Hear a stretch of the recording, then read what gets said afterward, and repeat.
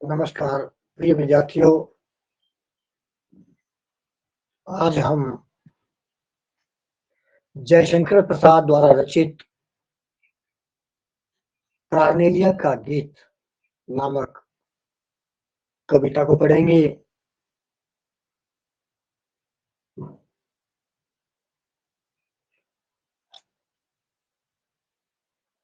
जयशंकर प्रसाद ने चंद्रगुप्त नाटक लिखा है। उस चंद्रगुप्त नाटक में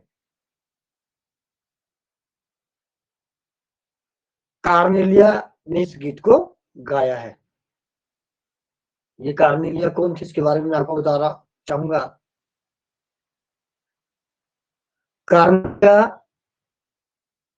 सिकंदर के प्रमुख सेनापति सेल्यूकस की बेटी है। यह भारत के सौंदर्य को देखकर के मंत्र मुग्ध हो गई थी, बहुत प्रभावित हो गई थी।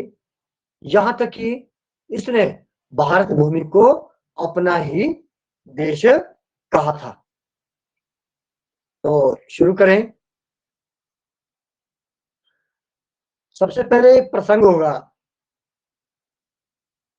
प्रस्तुत पद्यांश जयशंकर प्रसाद विरचित गीत कार्नेलिया का गीत में से लिया गया है। सेल्यूकस की बेटी कार्नेलिया चंद्रगुप्त नाटक में भारत के सौंदर्य पर मुग्ध होकर के जो है इस गीत को गाती है। या फिर इस तरह से भी आप कह सकते हैं कि प्रस्तुत पंक्तियां हमारी पाठ्य पुस्तक अंतरा भाग 2 में संकलित कार्नेलिया का गीत में से ली गई है। अगर पंक्तियां है तो ली गई होगा, अगर पद्यांश है तो लिया गया आएगा। प्रस्तुत पंक्तियां हमारी पाठ्य पुस्तक अंतरा भाग 2 में संकलित कार्नेलिया का गीत नामक कविता में से ली गई है। इसके कवि जयशंकर प्रसाद जी हैं। यह कविता इनके चंद्रगुप्त नाटक में से ली गई है। इसमें सिकंदर के सेनापति सेल्यूकस की बेटी जो है वो भारत भूमि पर मंत्रमुग्ध हो जाती है। इसकी व्याख्या करें। अरुण यह मधुमेह देश हमारा। अरुण पहली पंक्ति है, ध्यान दीजिएगा। अरुण यह मधुमेह देश हमारा। अरुण एक बार मैं फिर से आपको थोड़ा सा इस विषय में बता दूं। इसमें भारत के प्रातःकालीन सौंदर्य का वर्णन किया गया है।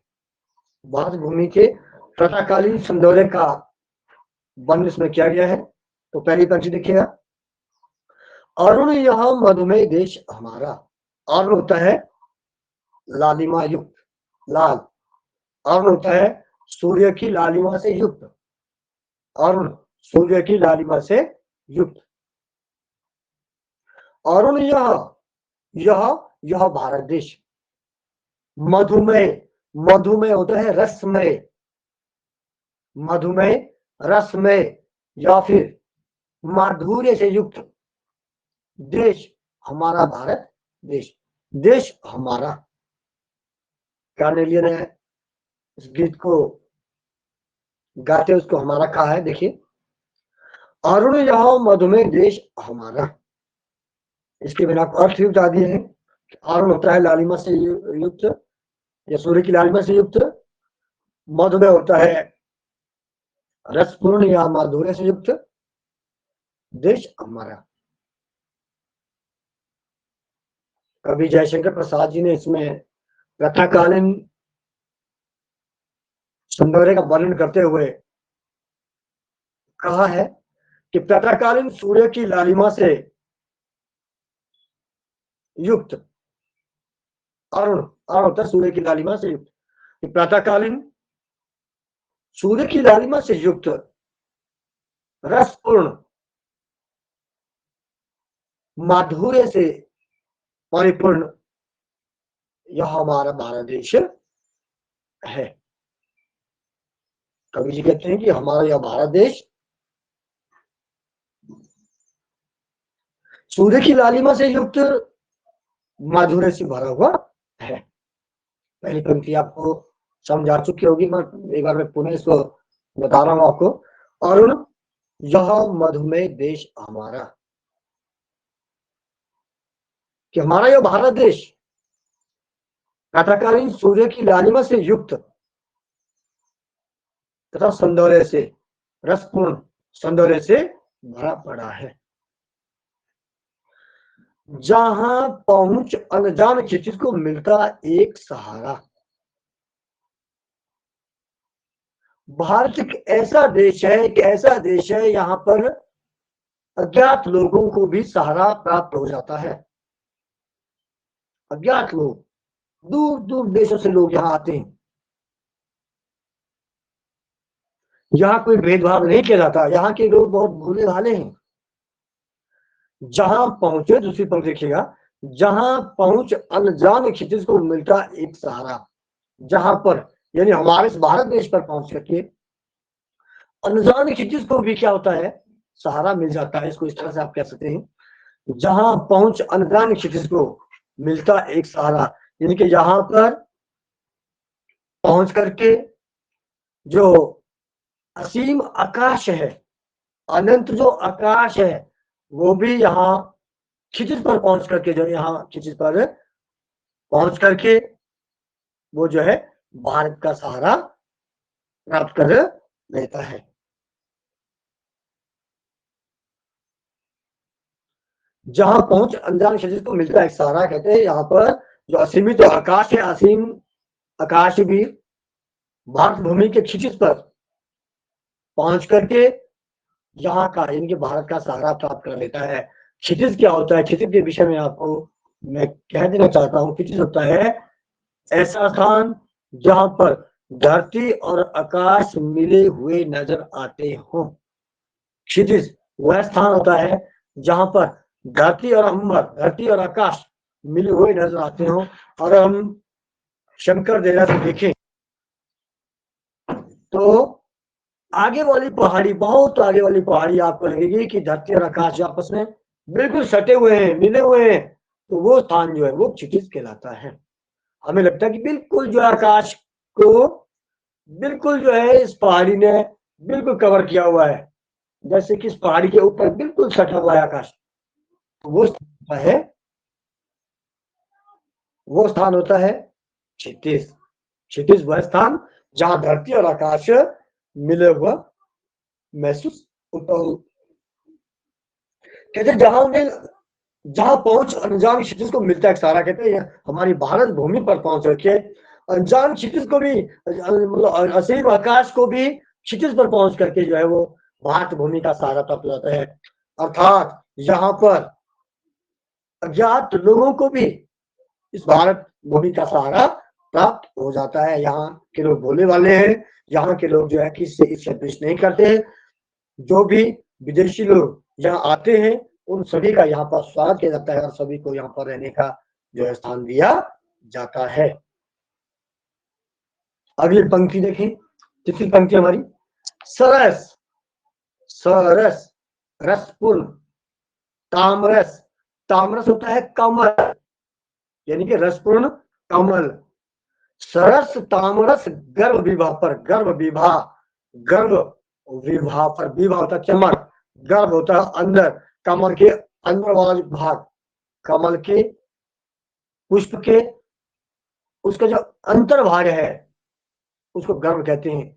सरस रसपूर्ण, तामरस कहा मैंने आपको कमल, रसपूर्ण कमल के गर्भ विवाह पर, गर्भ विवाह पर, उसके आंतरिक भाग पर, उसके आंतरिक विभाग चमक पर, रसपूर्ण कमल के पुष्प के आंतरिक चमक पर नाच रही तरुशिखा मनोहर। मैं आपको ये क्लियर करता हूँ, पिक्चरिस्टिक दृश्य बिंब आपको देता हूं कि कमल तालाब में खिलते हैं, कीचड़ में खिलते हैं, पंकज कमल कीचड़ में, सरोवर में खिलते हैं। और यहाँ पर बात क्या हो रही है कि जो रसपूर्ण जो कमल हैं उनके गर्भ विवाह पर, इनके उनके अंतर की चमक पर, अंतर की कांति पर, अंतर की चमक पर,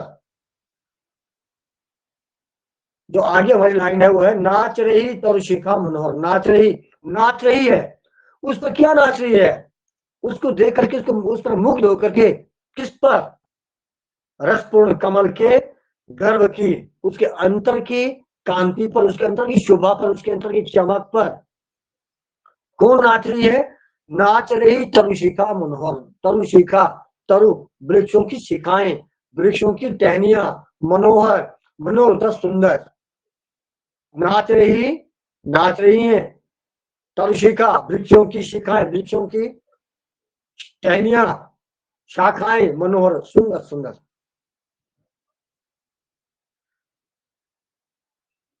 रसपूर्ण कमल के पुष्प के गर्भ की कांति को देख करके, उसकी शोभा को देख करके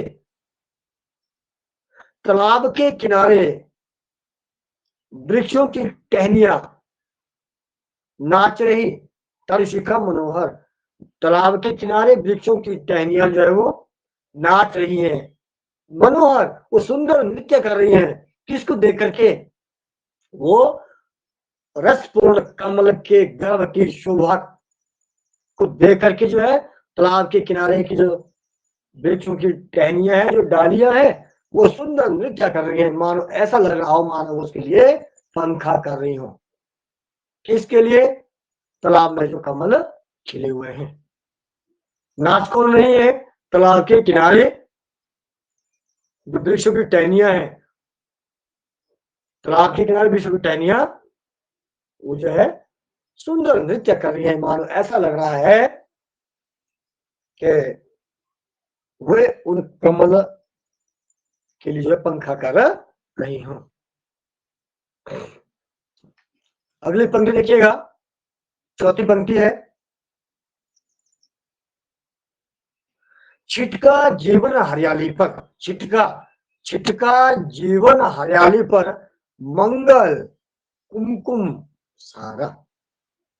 यहां पर प्रातःकालीन सौंदर्य का वर्णन किया गया है इस पंक्ति में भी, कि जब प्रभात वेला होती है बेटा, जब सवेरा होता है, प्रभात वेला होती है, सूर्य की सुनहरी किरणें जब भारत भूमि पर पड़ती हैं, तो क्या होता है? जो हरा भरा वातावरण है हमारा भारत का, जो हरियाली छाई हुई है चारों ओर, जो हरा भरा वातावरण है, इसके ऊपर जब सूर्य की लालिमा पड़ती है, सूर्य की जब सुनहरी किरणें पड़ती हैं, प्रातःकाल की, उषा काल की, प्रातःकाल की जब किरणें पड़ती है भारत भूमि पर, हरे भरे वातावरण पर सूर्य की जब किरणें पड़ती है, तो ऐसा लगता है कि किसी ने क्या किया है? मंगल होता है शुभ, मंगल होता है कल्याणकारी, कुमकुम होता है कुमकुम, तिलक, किसी ने जो है कल्याणकारी कुमकुम जो है इस भारत भूमि पर बिखेर दिया हो। ये पंक्ति हमारी चौथी पंक्ति, मैं फिर से बोल रहा हूं, छिटका, छिटकना, छिड़काना, छिटकना, छिटकाना, यानी कि बिखेरना। जीवन हरियाली पर, जीवन हरियाली पर जो हरा भरा वातावरण है, उस पर जो किसी ने मंगल कल्याणकारी कुमकुम जो है वो बिखेर दिया हो। यानी प्रातःकालीन सौंदर्य का वर्णन करते हुए कवि जी कहते हैं, छिटका जीवन हरियाली पर मंगल कुमकुम सारा। प्रातःकालीन समय में जब सूर्य की लालिमा, सूर्य की जो किरणें भारत भूमि पर, भारत के वातावरण पर पड़ती हैं, तो ऐसा लगता है मानो किसी ने कल्याणकारी कुमकुम जो है इस भारत भूमि पर छिड़क दिया हो। यानी कि हरा हरा घास जो चमकने लगता है, लालिमा सूर्य की किरणों से चमकने लगता है, सुनहरा लगता है वातावरण प्रातःकाल में भारत भूमि का। तब ऐसा प्रतीत होता है किसी ने कल्याणकारी कुमकुम, मंगल कुमकुम इस भारत भूमि पर छिटर दिया हो, बिखेर दिया हो। अगली पंक्ति देखिए, पांचवी पंक्ति हमारी है।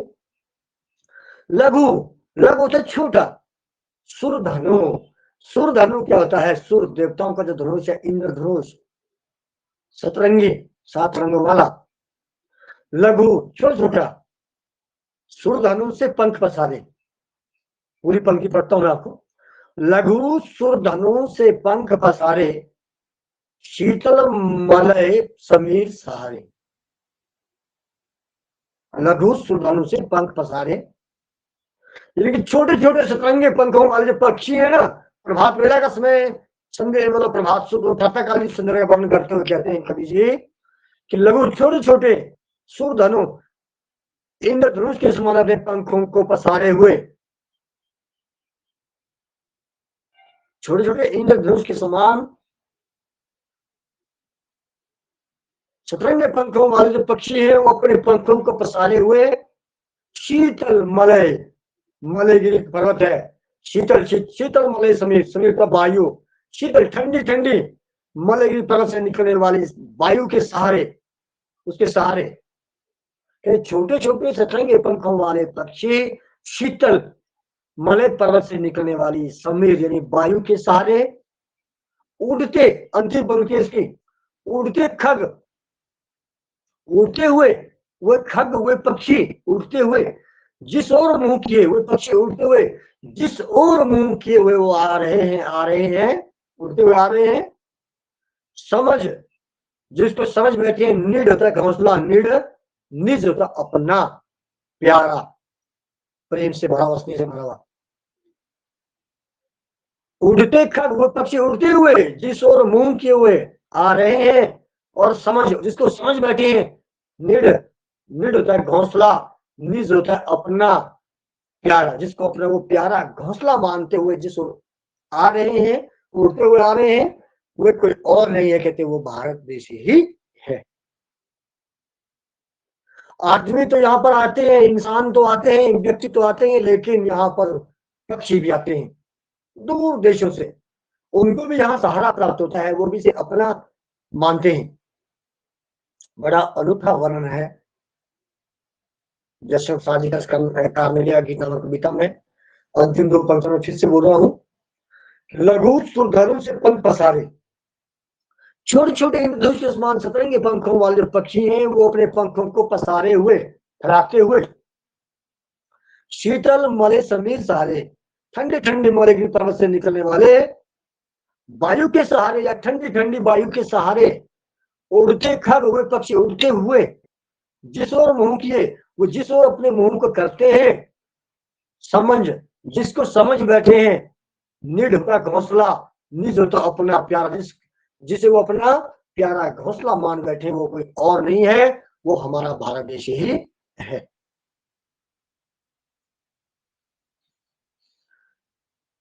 तो ये था हमारा कारण नीले का गीत का पहला पद्यांश। इसमें जो विशेष है वो है भारत के भोर का, इसमें मनोहारी चित्रण किया गया है। पूरे का पूरा जो पद्यांश है वो एक सुंदर दृश्य बिंब प्रस्तुत करता है। दृश्य बिंब के बारे में अगर मैं आपको समझाऊं, दृश्य बिंब जब मैंने आपको पढ़ाया तो आपके पूरे दृश्य आपके मनस पटल पर जो, स्मृति पर जो छाने लगा, आपको लग रहा है कि जैसे वास्तव में ही सब बातें हो रही हैं। तो ये होता है दृश्य बिंब। ये पूरा पूरा गीत गया है और इसकी जो भाषा है वो कोमलकांत परावल युक्त प्रांजल यानी शुद्ध हिंदी है, और पूरा गीत जो है वो प्रतीकात्मक प्रयोगों से भरा है। और एक पंक्ति में आया वो हमारी तीसरी पंक्ति में, तरुशिखा मनोहर, तरुशिखा वृक्षों की जो शिखाएं जो नाचती है ना, टहनी नाचती है, तो नाचता तो आदमी है, इंसान व्यक्ति नाचता है। तो इसमें क्या है, इसमें तरुशिखा नाचती है में मानवीकरण अलंकार का प्रयोग किया गया है, यानी इस पर मानव का आरोप किया गया है। तरुशिखा नाचती है, वृक्षों की टहनियां नाचती, नाच रही है, तो यहाँ पर मानवीकरण अलंकार का प्रयोग किया गया है। लघु सुरधनु में उपमा अलंकार और समीर सहारे में अनुप्रास अलंकार का जो है प्रयोग किया गया है। अगला आप देखिए दूसरा, बरसाती आंखों के बादल बनते जहां भरे करुणा जल, लहरें टकराती अनंत की पाकर जहां किनारा, हेम कुंभले उषा सवेरे भक्ति दुलकाती सुख मेरे, मदर उबे रहते जब जग कर रजनी भर तारा। ये दूसरा पद्यांश है हमारा, दो ही पद्यांश है इस कविता में। जो भारत के लोग हैं वो इतने भोले भाले हैं कि किसी की आंखों में अगर आंसू दिख जाए तो हमारी आंखों में स्वतः ही आंसू बहने लगा जाते हैं।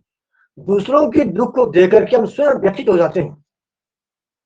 आपने बेटा अगर घर में देखना, अगर किसी दुख की बात हो रही हो आपकी माता के सामने, तो आपकी माता की आंखों से ना स्वतः ही आंसू जो है वो निकलने लग जाते हैं और वो रोने चिल्लाने लग जाती है। थोड़ा सा दुख भी अगर पड़ोसी को हो जाए, किसी को थोड़ा सा क्लेश हो जाए, तो हमारी माताओं की आंखों से जो है वो आंसू स्वतः निकलने लग जाते हैं और वो बहुत दुखी होने लगती हैं। ऐसे हमारे भारत देश के लोग हैं बोले वाले कि दूसरों के दुख को देखते हुए स्वयं ही हमारी आंखों से जो है वो करुणा में जल बहने लग जाता है।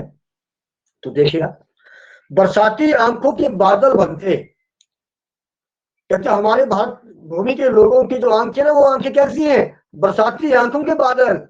जैसे बरसात के बादल होते हैं, बरसात के बादल है जो किसी भी समय बरस जाते हैं। जैसे आजकल बरसात का समय है, थोड़े से बादल निकल जाते हैं, फिर बारिश आ जाती है। आपके तो यहाँ पर और भी तीव्रता से बारिश किसी भी समय आ जाती है। बरसाती आंखों के बादल बनते जहां भरे करुणा जल, बरसाती आंखों के बादल, पहली पंक्ति है, बरसाती आंखों के बादल। कहते भारत के लोगों की जो आंखें है ना, वो कैसे, वो बरसाती बादलों की तरह है। जो बरसात के बादल कभी भी बरसाते हैं, वैसे ही भारत के लोगों की आंखें भी वो जहां भरे करुणा जल, वो किसी के दुख को देख करके जो है ना, वो करुणा में जल से जो है द्रवित हो जाते हैं। उनकी आंखों से कभी भी करुणा में जल जो है, करुणा में जल छलक जाता है, यानी कभी भी उनकी आंखों से आंसू निकलने लग जाती हैं। कभी भी हमारी आंखों से आंसू निकल जाते हैं। बरसाती आंखों के बादल बनते जहां भरे करुणा जल, क्योंकि भारत के लोगों की जो आंखें वो बरसात के बादलों की तरह है, जो कभी भर जाते हैं। दूसरों के दुख को देख करके हम व्यथित हो जाते हैं। जहां भरे करुणा जल, यानी कि यहाँ के लोग जो है वो, लोगों की आंखें करुणा में जल से भर जाती हैं। लहरें टकराती अनंत की, जो अनंत है, अनंत होता है सागर, अनंत जिसका कोई अंत ही नहीं है, बेअंत। लहरें टकराती अनंत की पाकर जहां किनारा, अरे और तो और आदमी पशु पक्षी तो क्या, यहां तक कि जो असीम सागर है, वो सागर की जो लहरें हैं ना, वो भी यहाँ पर अपने को जो है ना वो किनारा प्राप्त करते हैं और यही उनको सहारा प्राप्त होता है। लहरें टकराती अनंत की पाकर जहां किनारा, कहते असीम समुद्र की लहरें जहां किनारा प्राप्त करती हैं, जहां टकराती हैं, जहां किनारा प्राप्त करती हैं, वो और नहीं है, वो हमारा भारत देश ही है। तीसरी पंक्ति देखिए, हेम कुंभले उषा सवेरे भक्ति डुलकाती सुख मेरे, हेम कुंभले उषा सवेरे भक्ति डुलकाती सुख मेरे। कहते हैं प्रातःकालीन जो सुंदरी है, हेम कुंभले उषा, उषा को सुंदरी कहा गया, इसमें एक युवती कहा गया, नारी कहा गया है उषा प्रभात वेला को। गजब की पंक्ति है ये, हेम कुंभले उषा सवेरे, उषा रूपी सुंदरी, उषा रूपी सुंदरी यानी जो प्रभात वेला है, उषा रूपी सुंदरी सवेरे सवेरे हेम कुंभले, सोने का घड़ा लेकर के, अर्थात वाल सूर्य को लेकर के। यानी कहने का तात्पर्य कि प्रातः काल में क्या होता है, प्रातः काल में सूर्य की किरणें भारत भूमि पर गिर जाती हैं, तो ऐसा लगता है कि मानो जैसे उषा रूपी सुंदरी ने सोने के घड़े को यहाँ पर बिखेर दिया हो। देखिए पंक्ति, हेम कुंभले उषा सवेरे भरती ढुलकाती सुख मेरे। प्रातः कालीन समय में उषा रूपी सुंदरी सोने के घड़े को लेकर के, उषा रूपी सुंदरी सोने के घड़े को अर्थात बाल सूर्य को लेकर के भरती, उसमें अनंत सुखों को भर करके भरती, ढुलकाती सुख मेरे, उन सभी सुखों को जो वहां बिखेर देती है, ढुलका देती है। प्रातःकालीन समय में उषा रूपी सुंदरी सोने के घड़े को लेकर के अर्थात बाल सूर्य को लेकर के उसमें अनंत सुखों को भर करके या भारत भूमि में उनको उन अनंत सुखों को जो बिखेर देती है।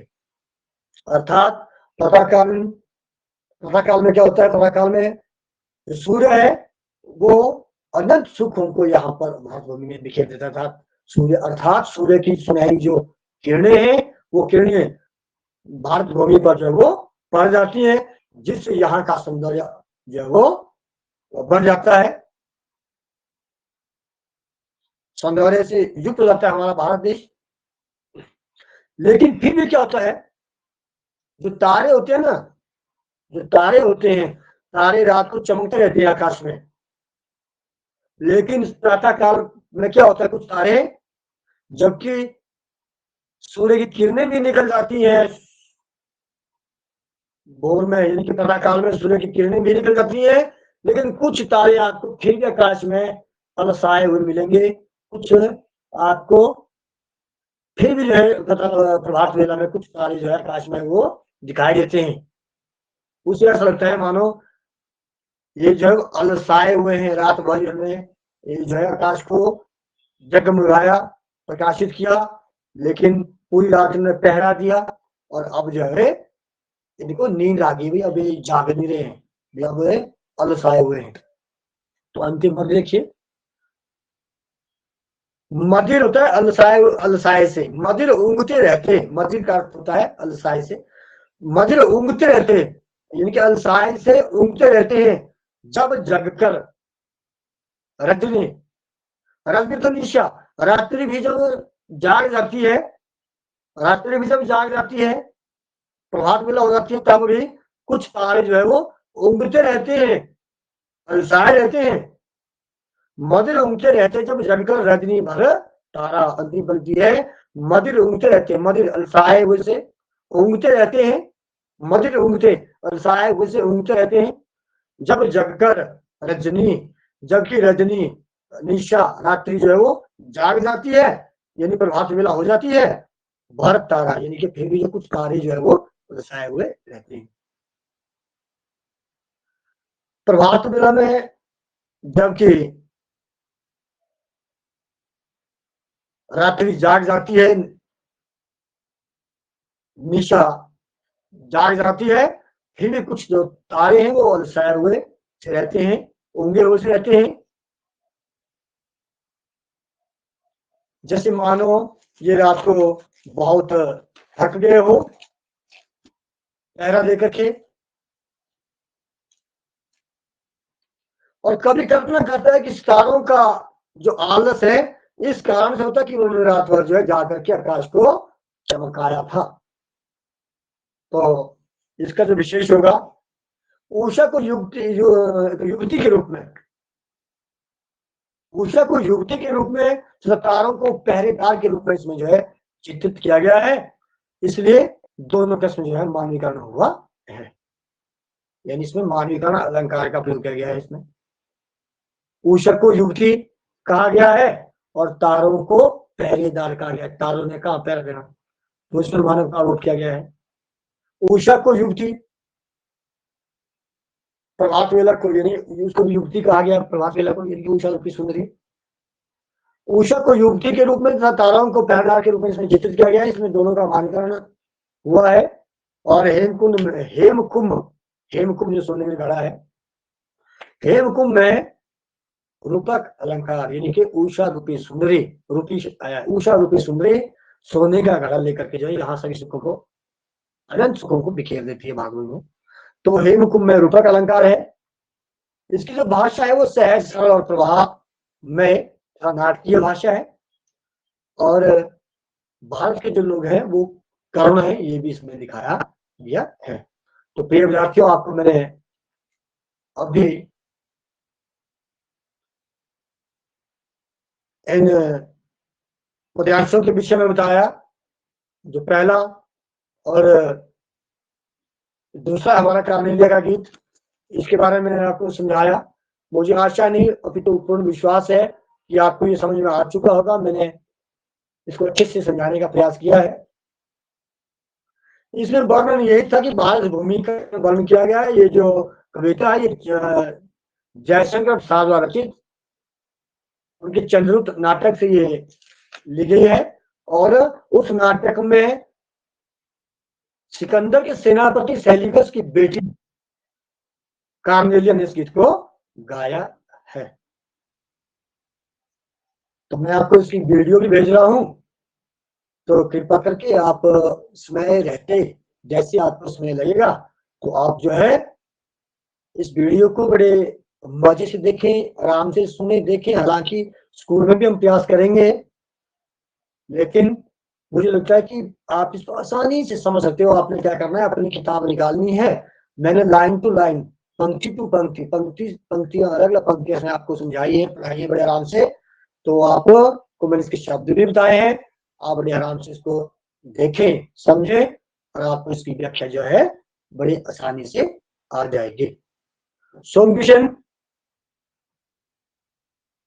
सर अच्छा आप जुट गए थे इसमें ना, मैंने ध्यान नहीं दिया। अपनी वीडियो ऑन करो, वीडियो ऑन करो, वीडियो अपनी वीडियो ऑन करो।